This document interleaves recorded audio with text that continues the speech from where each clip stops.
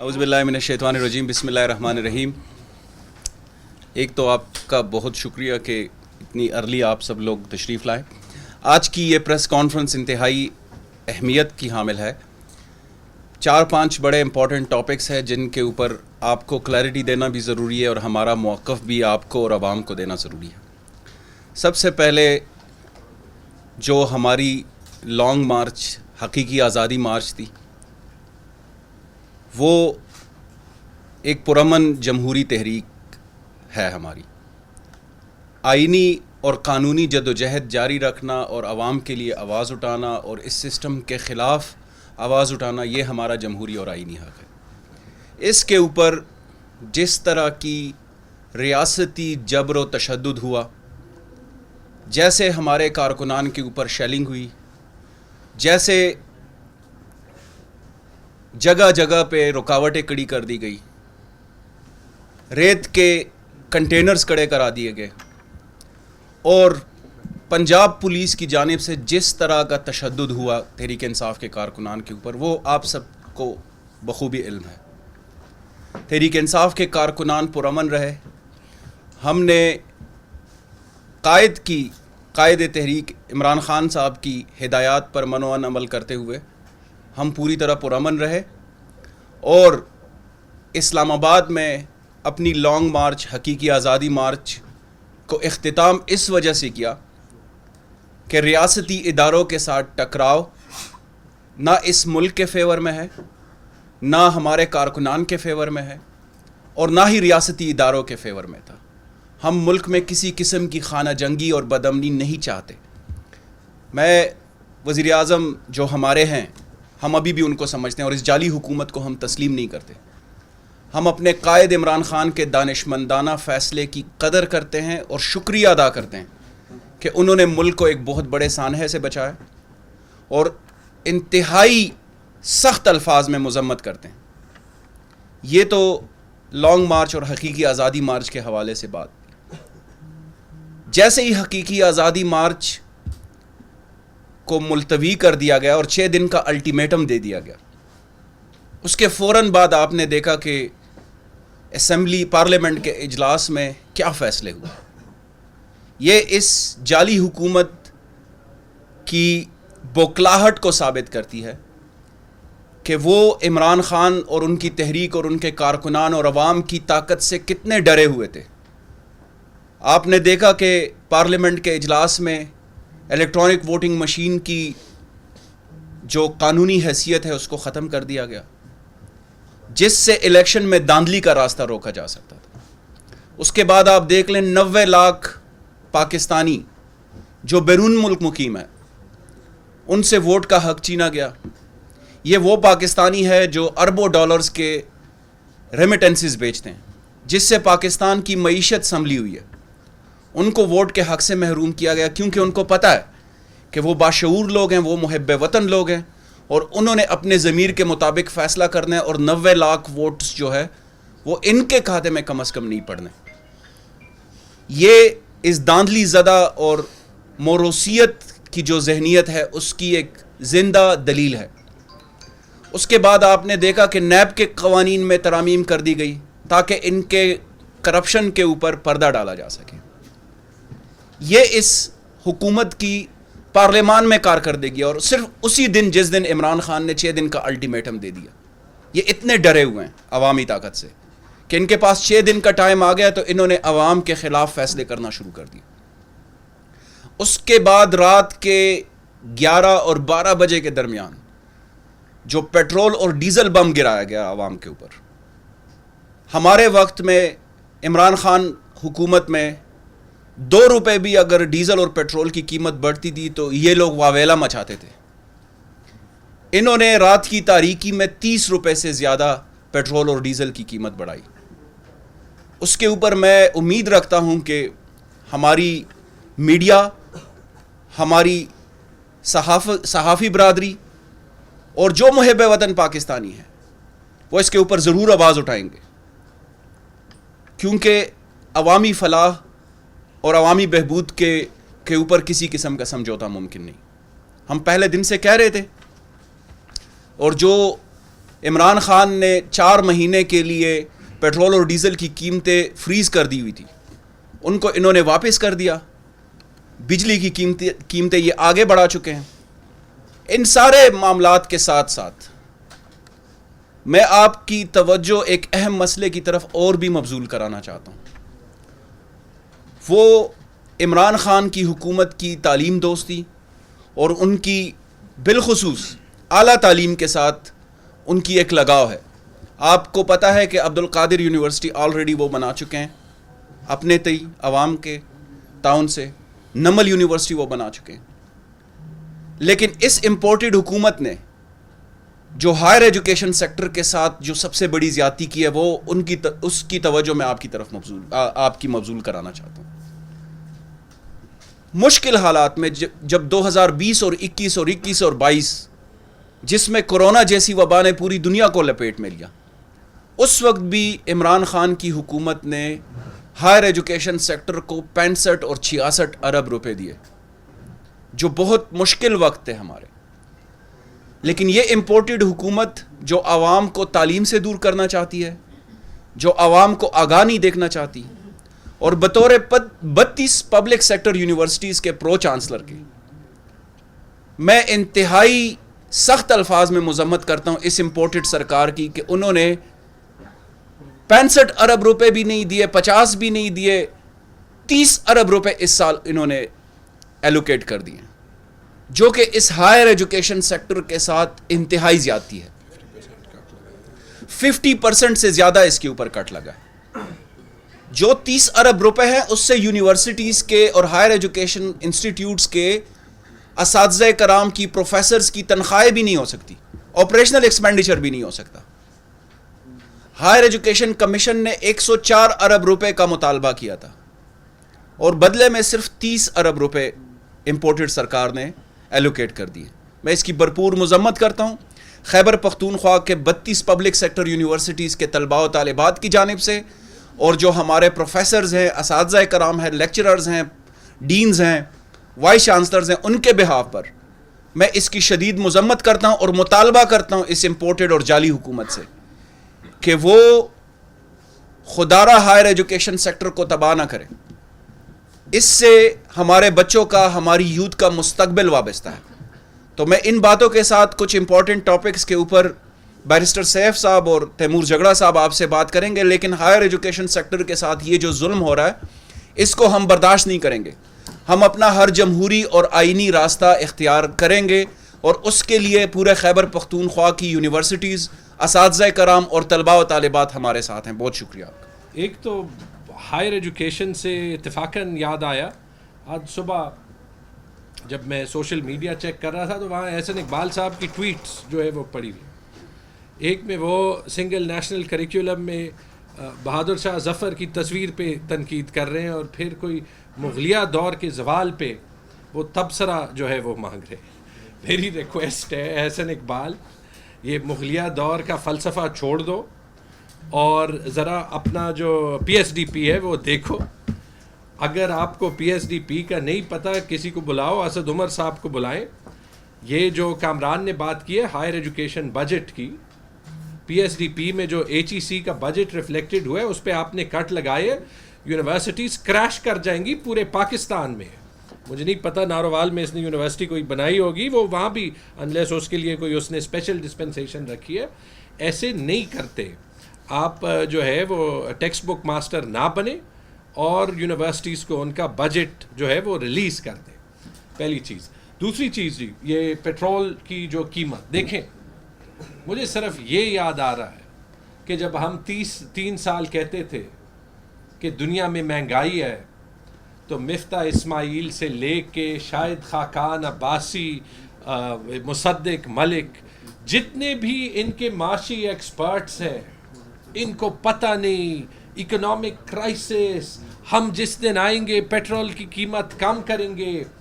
Covid یاد نہیں، عالمی منڈی میں پرائسز یاد نہیں. یہ جو مفتاح اسماعیل کا سافٹ ویئر ریسیٹ ہوا ہے اور ابھی یہ بڑی اچھی بات کر رہے ہیں، ان کی منافقت کو پلیز دیکھیں. اور ابھی بھی یہ اس پہ سیاست کر رہے ہیں. آج سے 3 دن پہلے کا بیان ہے ان کا قطر جاتے وقت کہ ہم نہیں بڑھائیں گے قیمتیں. آپ نے نوٹ کیا میں قیمتوں کے بڑھانے یا کم ہونے پہ وہ سیاست نہیں کر رہا جو انہوں نے کی, لیکن یہ جو ملک کرائسس میں ہے اسی وجہ سے ہے نا کہ انہوں نے معیشت سے سیاست بنائی جیسے کبھی کسی نے نہیں بنائی تھی. اب میں بھی یہ کہوں کہ یہ اس لیے کر رہے ہیں کہ یہ جو کروڑوں کی ٹیئر گیس انہوں نے پاکستانی قوم کو جو ہے وہ منہ میں ڈالی ہے کہ اب اس کا خرچہ انہوں نے جو ہے وہ پورا کرنا ہے. دیکھیں یہ چلے آپ کو میں یہ بتا دیتا ہوں کہ جو ان کی لیک آف ڈیسیژن میکنگ ہے, ٹھیک ہے, یہ جو 30 روپے بڑھایا ہے ان کی لیک آف ڈیسیژن میکنگ کی وجہ سے وہ ڈالر 180 سے 200 پہ گیا, تو 20 روپے تو اس میں صرف ایکسچینج ریٹ فلکچویشن ہے, یہ آخری انکریز نہیں ہے. اور نہ مارکیٹس اس سے اس طریقے سے اسٹیبلائز ہوں گے جب صبح آپ کہتے ہیں ہم حکومت کر رہے ہیں, شام کو آپ کہتے ہیں ہم الیکشن میں جانا چاہتے ہیں. آپ کو کلیئر میسیجنگ دینی پڑے گی اور آپ کو ابھی یہ ایکسپلین کرنا پڑے گا کہ آپ جو پہلے کہہ رہے تھے وہ صحیح تھا یا غلط تھا. یہ ضرور مفتاح اسماعیل سے, امپورٹڈ پرائم منسٹر سے اور جتنے بھی ان کے معاشی ایکسپرٹس ہیں ان سے بات کریں. ابھی میں ڈان میں دیکھ رہا ہوں یہ لکھا ہے کہ انہوں نے آئی ایم ایف سے جو ہے وہ یہ مانا ہے کہ بجلی کا ریٹ زیادہ کریں گے. آن ریکارڈ فروری میں مفتاح اسماعیل نے کہا کہ بجلی کے ساتھ ایشو یہ ہے کہ بجلی کا ریٹ زیادہ ہے. The problem with electricity is that it is too expensive, not that it is too cheap. ہاں, تو یہ جو سیاست کر کے آپ نے ایک سازش کو کامیاب بنایا, ابھی اس کا پھل آپ کھا رہے ہیں. اور یہ عوام یہ نہیں بھولے گی کہ آپ نے یہ 3 سال کیا کیا باتیں کی تھی. آخری بات جو اوورسیز ووٹنگ پہ دیکھیں, میں 16 سال خود باہر رہا ہوں. میں کامران کی بات پہ صرف یہ ایڈ کروں گا کہ جو میں نے آئین دیکھا ہے اور جو آپ اگر ووٹر لسٹ دیکھیں تو جو بھی اوورسیز پاکستانی ہے ان کے نام ووٹر لسٹ پہ ہیں. یہ بیرسٹر سیف صاحب بعد میں آئیم شور اس پہ جو آئینی طور پہ وہ ایڈ کریں گے. تمام اوورسیز پاکستانی کے نام ووٹر لسٹ پہ ہوتے ہیں. تو جو آپ ان کو اوورسیز ووٹنگ کا حق ان سے چھینتے ہیں, جو آپ نے یہ پلان بنایا ہے کہ اوورسیز ایمبسیز میں 2022 میں ایمبسیز میں یا ان شہروں میں جہاں پہ پاکستانی زیادہ رہتے ہیں وہاں پہ پولنگ بوتھ نہ بنائے جائیں, تو آپ نے امیر کو تو یہ موقع دے دیا کہ وہ جہاز میں بیٹھ کے یہاں پہ آ کے ووٹ جو ہے وہ ڈال دے گا. جو وہ غریب ہے جو ساری ریمیٹنسز بھیج رہا ہے, جس کا تعلق اپنے گاؤں سے, اپنے شہر سے, اور اس میں خاص طور پہ وہ سارے پاکستانی جن کا تعلق پختونخوا سے ہے, جو جی سی سی میں رہتے ہیں, جو کوئی باہر کی جو کبھی کوئی سٹیزنشپ وزنشپ نہیں حاصل کرتے, ان سے نہ صرف پی ایم ایل این نے یہ ووٹ کا حق چھینا ہے. میں ان پارٹیز کا نام لینا چاہتا ہوں جو کہتی ہیں کہ ہم اس صوبے کا حق ریپرزینٹ کرتے ہیں. اس پہ مجھے اے این پی کا سٹانس چاہیے کہ یہ جو 4 ملین پختونوں سے ووٹ لیا گیا ہے, اس پہ مجھے جے یو آئی کا سٹانس چاہیے کہ جو 4 ملین پختونوں سے ووٹ لیا گیا ہے, اور اس پہ مجھے پی ایم ایل این اور پیپلز پارٹی کے بھی پختونخوا کے چیپٹرز کا سٹانس چاہیے کہ یہ جو 4 ملین پختون جو جی سی سی میں, دبئی میں, قطر میں, سعودی عربیہ میں رہتے ہیں, اور ساتھ یو کے اور امریکہ میں اور ملیشیا میں, کہ ان سے جو ووٹ کا حق لیا گیا ہے, یہ پلیز ان سے یہ سوال کریں اور ان سے یہ جواب دیں کہ جب یہ نیشنل اسمبلی میں پیش ہوا تو انہوں نے کس طرف ووٹ کیا. بہت بہت شکریہ. میں کل قومی اسمبلی میں ہونے والی ایک جو تقریر امپورٹڈ وزیر اعظم نے کی ہے اس پہ تھوڑی سی قانونی پہلوؤں کو اجاگر کرنا چاہوں گا, اور اس کے ساتھ ساتھ ایک اور بیان کل رات کو آیا تھا اس پر بھی میں بات کروں گا. میری ایکسپلینیشن اور وضاحت زیادہ تر قانونی دائرے میں ہوگی, پولیٹیکل بات میرے دونوں ساتھیوں نے کر لی ہے. کل امپورٹڈ وزیر اعظم نے کہا کہ صوبے کی طرف سے وفاق پر حملہ کیا گیا ہے, اور ان کا اشارہ یقیناً ہمارے آزادی مارچ کی طرف تھا جو خیبر پختونخوا سے عمران خان صاحب کی اور وزیر اعلیٰ خیبر پختونخوا محمود خان صاحب کی قیادت میں اسلام آباد کی طرف گیا. حملہ کس چیز کو کہتے ہیں, حملے کی کیا کہ کیا نوعیت ہوتی ہے، اس کے کیا مضمرات ہوتے ہیں، اس کے کیا تشریحات اور توضیحات ہوتی ہیں، میرے خیال میں شاید ہمارے امپورٹڈ وزیر اعظم صاحب کو اس کا علم نہیں ہے، اور انہیں شاید پاکستان کے آئین کا بھی علم نہیں ہے۔ پاکستان کا آئین آرٹیکل 15 میں وضاحت کے ساتھ کہتا ہے کہ پاکستان کے ہر شہری کو پاکستان کی حدود میں موومنٹ، فریڈم آف موومنٹ، نقل و حرکت کی مکمل آزادی ہے، اور یہ اس کا بنیادی حق ہے۔ پاکستان کا ایک شہری اگر پشاور سے اسلام آباد جاتا ہے تو یہ اس کا بنیادی حق ہے، اس کو اس حق سے روکا بھی نہیں جا سکتا، اور اس کے اس حق کے استعمال کو حملہ بھی قرار نہیں دیا جا سکتا۔ دوسری بات، پاکستان کا آئین آرٹیکل 16 میں یہ کہتا ہے کہ پاکستان کے ہر شہری کو پولیٹیکل اسمبلی کا حق ہے، اجتماع کا حق ہے، سیاسی اجتماع کرنے کا حق ہے، سیاسی ایکٹیویٹی کرنے کا حق ہے۔ سیاسی اجتماع سے سیاسی ایکٹیویٹی کا حق ایکسٹینشن کے طور پہ اس میں شامل ہوتا ہے۔ جب آپ کو سیاسی اجتماع کا حق ہے، اور آرٹیکل 16 آپ کو یہ حق دیتا ہے اور بنیادی انسانی حق کے طور پہ دیتا ہے، اور اس میں کلیئر کٹ لکھا ہوا ہے کہ پاکستان کے کسی شہری سے اس حق کو نہ چھینا جا سکتا ہے، نہ اس کو کسی اور طریقہ کار کے تحت اس حق کے استعمال سے محروم کیا جا سکتا ہے، تو پاکستان کے شہریوں نے لاکھوں کی تعداد میں پاکستان کے مختلف علاقوں سے نکل کر اپنے یہ دو بنیادی انسانی حقوق جو پاکستان کا آئین پاکستان کے ہر شہری کو دیتا ہے، اس کے استعمال کی کوشش کی، جس کے نتیجے میں خیبر پختونخوا سے لے کر اٹک دریا سندھ کی پل سے لے کر اسلام آباد تک مکمل طور پر راستوں کو سیل کر دیا گیا تاکہ ہم اپنا فریڈم آف موومنٹ کا حق استعمال نہ کر سکیں، اور لاہور میں اور پنجاب کے مختلف شہروں میں پاکستان کے شہریوں کے ساتھ، سیاسی کارکنوں کے ساتھ جو کچھ ہوا وہ بھی آپ کے اسکرینز نے قوم کو دکھایا۔ دونوں حقوق کی پامالی کی گئی، دونوں انسانی حقوق جو بنیادی انسانی حقوق ہیں جن کو کسی صورت میں معطل یا کرٹیل نہیں کیا جا سکتا، ان پر ان کے استعمال سے روکا گیا، اور اس کے ساتھ ساتھ ایک اور بدترین جرم جو سرزد ہوا، اور اس پر میں آتا ہوں، وہ بین الاقوامی جرم ہے۔ اس کا پاکستان کے آئین سے تو یقیناً تعلق ہے، لیکن وہ ایک بین الاقوامی جرم بھی ہے، وہ ہے ٹارچر، تشدد کی بین الاقوامی تعریف یہ ہے، اور یہ تعریف لکھی گئی ہے کنونشن اگینسٹ ٹارچر میں، جو کہ یونائٹڈ نیشنز کا کنونشن ہے جس پر پاکستان نے دستخط کیے ہیں۔ پاکستان پارٹی ہے اس کنونشن کا، اور اس کنونشن کے تحت پاکستان کی یہ قانونی ذمہ داری ہے، لیگل اوبلیگیشن ہے، کانسٹیٹیوشنل اوبلیگیشن ہے کہ وہ اپنی حدود کے اندر پاکستان کی حکومت کسی قسم کا تشدد اس کو نہ کروائے۔ تشدد کی تعریف پہ بھی میں آتا ہوں۔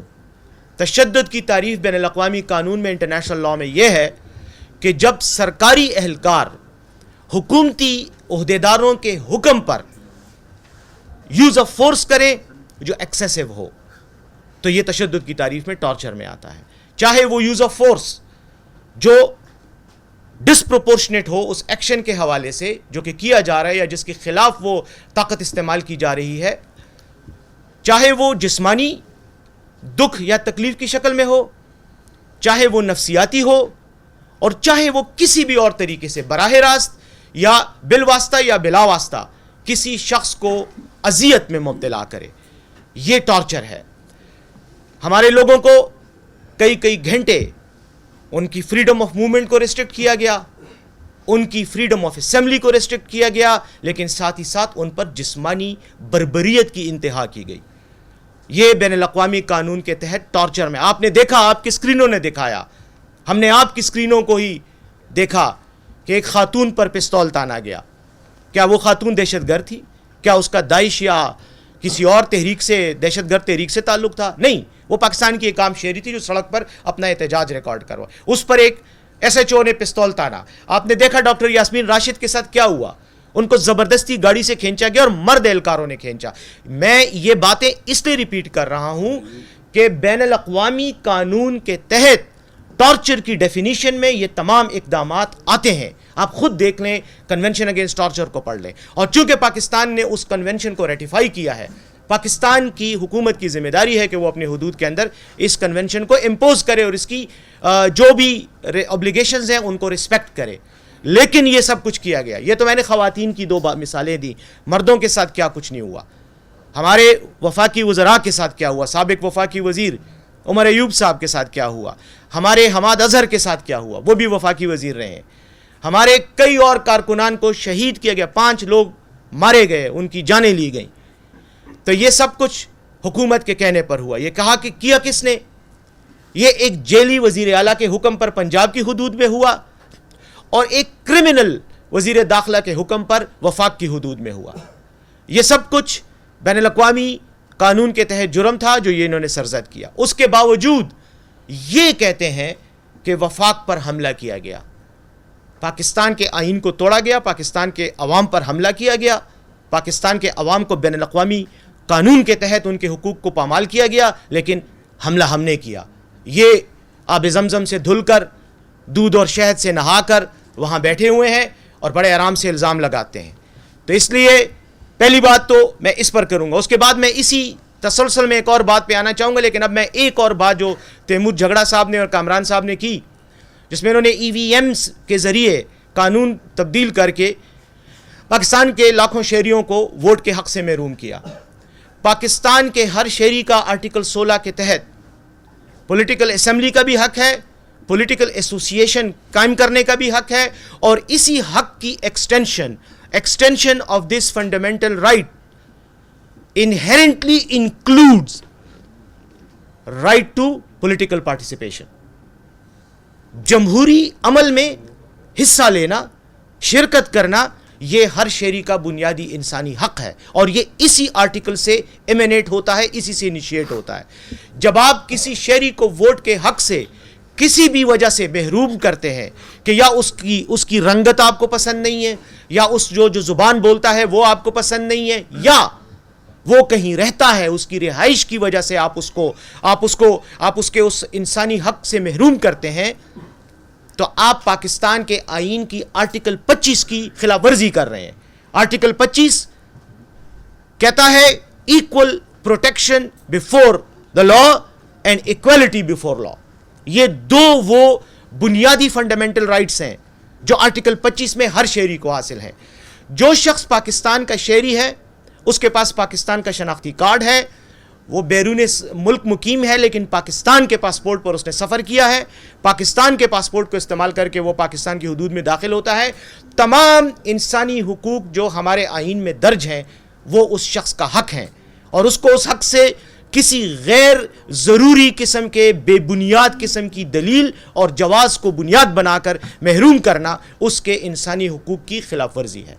اس لیے میں آپ کی وساطت سے نہ صرف اس امپورٹڈ حکومت کو بلکہ سپریم کورٹ کو بھی ایڈریس کرنا چاہتا ہوں کہ آپ کے سامنے اتنی بڑی وائلیشن ہوئی ہے کل, آپ اس پر خاموش نہ رہیں, آپ آرٹیکل 184(3) کے تحت ایکشن لیں, کیونکہ آپ کا آرٹیکل 183(4) یہ کہتا ہے کہ اگر پاکستان میں کسی شخص کے بنیادی انسانی حقوق کی خلاف ورزی ہو رہی ہو اور وہ اتنے بڑے پیمانے پر ہو رہی ہو کہ انصاف کے اصولوں کو پامال کیا جا رہا ہو, تو آپ کے پاس حق ہے, آپ کے پاس اختیار ہے کہ آپ اس پر نوٹس لیں. اور آپ نے پاکستان کی آئینی تاریخ اس بات کی گواہ ہے کہ آپ نے قومی اسمبلی سے پاس شدہ کئی قوانین کو معطل کیا ہے, ان کو مسترد کروایا ہے, صرف اور صرف 2 بنیادوں پر. ایک یہ کہ وہ قانون انسانی حقوق سے متصادم ہے, فنڈامنٹل رائٹ سے متصادم ہے, اور دوسری بنیاد یہ ہے کہ وہ اسلام کے اور قرآن اور سنہ کے اصولوں سے متصادم ہے. یہ دو پیمانے ہیں جو آپ کو اختیار دیتے ہیں کہ آپ قومی اسمبلی یا کسی بھی صوبائی اسمبلی سے پاس شدہ کسی بھی قانون کو آپ مسترد کر سکتے ہیں, آپ اس کو خلاف آئین قرار دے سکتے ہیں. تو یہ جو کچھ کل انہوں نے کیا, انہوں نے پاکستان کے تقریباً 90 لاکھ 10 لاکھ لے لیں یا چلے 90 لے لیں, چلیں اور کم کر دیں, اتنے شہریوں کو محروم کیا, جبکہ آئین کے تحت ایک شہری کو بھی اس کے بنیادی حقوق سے محروم کرنا آئین کی خلاف ورزی ہے.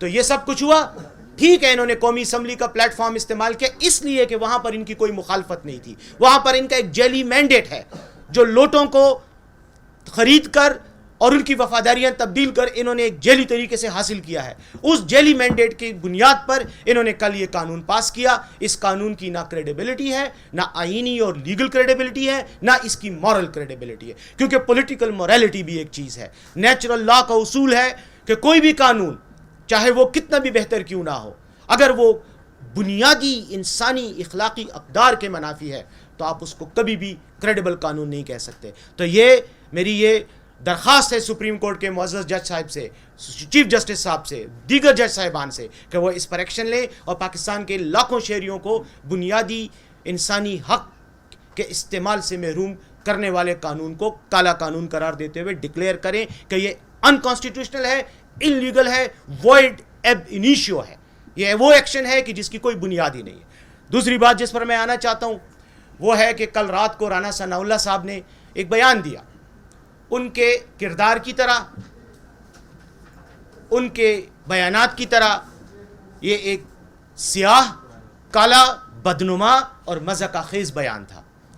انہوں نے کہا کہ وزیر اعلیٰ خیبر پختونخوا نے کی سربراہی میں, کی سرکردگی میں خیبر پختونخوا سے وفاق پر حملہ ہوا ہے اور خیبر پختونخوا کی پولیس نے ان کو اس حملے میں کردار ادا کیا ہے اور وہ مسلح ہو کر دارالحکومت پر چڑھائی انہوں نے کی ہے.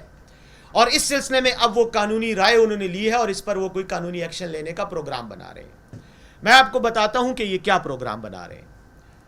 ان کا ارادہ, جو ان کی حرکتیں دیکھ کر جیلی ایف آئی آروں کا ایک ریکارڈ جو ان کا ہمیشہ بنتا رہا ہے اور پنجاب میں پولیس مقابلے, کمال کی بات یہ ہے کہ ایک شخص جس پر باقاعدہ الزامات ہیں کہ اس نے لوگوں کو قتل کروایا ہے, جس کے قائد نواز شہباز شریف پر یہ بیانات ہیں کہ اس نے 80s اور 90s کی دہائی میں جب وہ وزیر اعلیٰ پنجاب تھا اس نے کئی لوگوں کو ایکسٹرا جوڈیشل مرڈر کروایا ہے. یہ وہ تمام الزامات ہیں جو میڈیا کے ہر اخبار کے صفحے پر موجود ہیں. لیکن وہ یہ قانون بنا رہا ہے کہ وہ یہ قانون میں یہ نکات تلاش کر رہا ہے کہ وہ خیبر پختونخوا کے وزیر اعلیٰ کے خلاف کوئی قانونی ایکشن لیا جائے. اب وہ کیا ایکشن ہوگا؟ یہ وزیر اعلیٰ خیبر پختونخوا کے خلاف کیس بنائیں گے کہ جی مسلح پولیس والے اس کے ساتھ ہیں. تو پولیس والے تو ہوتے ہی مسلح ہیں. دوسری بات یہ ہے کہ وہ پولیس والے کون تھے جو وزیر اعلیٰ کے ساتھ تھے؟ وہ وزیر اعلیٰ کے پرسنل گارڈز ہیں جو ڈیوٹی پر ہیں کہ ان کی سیکیورٹی کریں گے. کیونکہ وزیر اعلیٰ رانا ثناء اللہ صاحب, آپ اگر بھول گئے تو میں آپ کو یاد دلا دوں کہ محمود خان صاحب آج بھی خیبر پختونخوا کے الیکٹڈ, لیگل اور کانسٹیٹیوشنل وزیر اعلیٰ ہیں اور ان کا حق ہے کہ ان کو سیکیورٹی فراہم کی جائے. یہ ان کا پروٹوکول ہے. تو جو پولیس والے ساتھ تھے, جو جیمرز کی گاڑیاں ان کے ساتھ تھیں, وہ ان کے سیکیورٹی پروٹوکول کا حصہ ہے. آپ یہ بات کیوں بھول جاتے ہیں؟ دوسری بات, وزیر اعلیٰ نے جلوس کی قیادت کی عمران خان صاحب کے ساتھ اور وہ اسلام آباد گئے. Right to freedom of movement بھی نہ بھولیں, آرٹیکل 15, اور right of political participation and assembly بھی نہ بھولیں, آرٹیکل 16. تیسری بات, آپ اگر کیس بنا رہے ہیں تو آپ کیا کیس بنا سکتے ہیں وزیر اعلیٰ کے خلاف؟ آپ کیس بنا سکتے ہیں اس لیے کہ انہوں نے اپنے اختیارات کا ناجائز استعمال کیا اور صوبہ گورننس کے قابل نہیں رہا.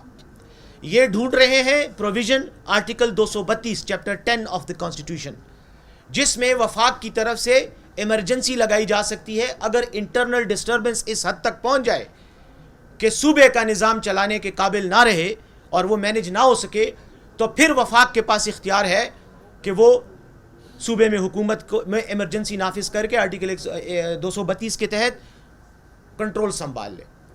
رانا ثناء اللہ صاحب اس آرٹیکل کا 232 کا پہلا سب آرٹیکل پڑھ لیں. اس میں لکھا ہوا ہے کہ the president has the powers to impose emergency. آپ نہیں لگا سکتے, اور پریزیڈنٹ آف پاکستان آپ کے کہنے پر ایمرجنسی نہیں لگائے گا. اس لیے اس طرح کی بھونڈی حرکتیں نہ کریں, آئین اور قانون کا مذاق نہ اڑائیں, اس کو اپنے بچوں کا کھیل نہ بنائیں. آپ وزیر اعلیٰ کے خلاف کیس کرنے کی بات کرتے ہیں, وزیر اعلیٰ پر الزام تراشی کرتے ہیں. آپ ہمارے وزیر اعلیٰ پر یہ الزام لگاتے ہیں, بار بار لگاتے ہیں کہ وہ سرکاری ہیلی کاپٹر استعمال کر رہا ہے. تو سرکاری ہیلی کاپٹر وہ خود استعمال کرے گا, بالکل کرے گا, کیونکہ وہ مجاز ہے. اس کو قانون اختیار دیتا ہے کہ وہ ہیلی کاپٹر استعمال کرے. وہ اگر اس ہیلی کاپٹر میں اپنے ساتھ تیمور جھگڑا کو بٹھاتا ہے, کامران بنگش کو بٹھاتا ہے, محمد علی سیف کو بٹھاتا ہے, یا وزیر اعظم سابق وزیر اعظم پاکستان عمران خان کو بٹھاتا ہے تو وہ کوئی غیر قانونی کام نہیں کر رہا. وہ یہ کر سکتا ہے وہ مجاز ہے.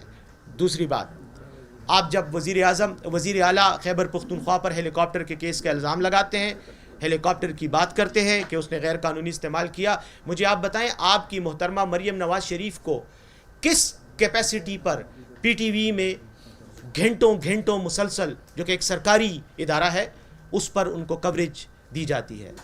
کیا وجہ ہے؟ ان کے پاس کون سا سیاسی یا آئینی عہدہ ہے, پولیٹیکل یعنی کانسٹیٹیوشنل حکومتی عہدہ ہے کہ جس کے کیا وہ کسی ایوان کی رکن ہے, کیا وہ کسی کابینہ میں وزیر ہیں, کیا ان کے پاس کوئی اور ایسا عہدہ ہے کہ وہ پی ٹی وی پر بیٹھ کر بھاشن دیتی رہتی ہیں اور صرف اپنا ذاتی غصہ ڈائلاگز کی صورت میں اتارتی رہتی ہیں؟ تو آپ اپنے گریبان کو بھی دیکھیں, اور جب آپ پی ٹی آئی کے ورکرز پر تشدد کر رہے تھے تو آپ کوئی نیا کام نہیں کر رہے تھے, آپ ادارہ منہاج القرآن پر حملے کی تاریخ دہرا رہے تھے. آپ اپنے اسی جبلی حیوانیت کو جو آپ کی جبلت میں ہے آپ اس کا استعمال کر رہے تھے. انسٹنکٹیو جو آپ کا ایک کیلس ایک نیچر ہے آپ کی, آپ اس کا اظہار کر رہے تھے, کیونکہ وہاں پر آپ نے 14 لوگوں کو دن دہاڑے ٹی وی کیمروں کی موجودگی میں آپ نے ان کو گولیاں ماری, اور آج آپ دندناتے پھر رہے ہیں اور آپ امن کا پرچار کر رہے ہیں اور الزامات آپ تحریک انصاف پہ لگا رہے ہیں اور عمران خان پہ لگا رہے ہیں. میں یہ باتیں کرنے کے ساتھ صرف اتنا کہوں گا کہ ہم کسی گیدڑ بھبکی سے, کسی قسم کی دھمکی سے نہیں ڈریں گے.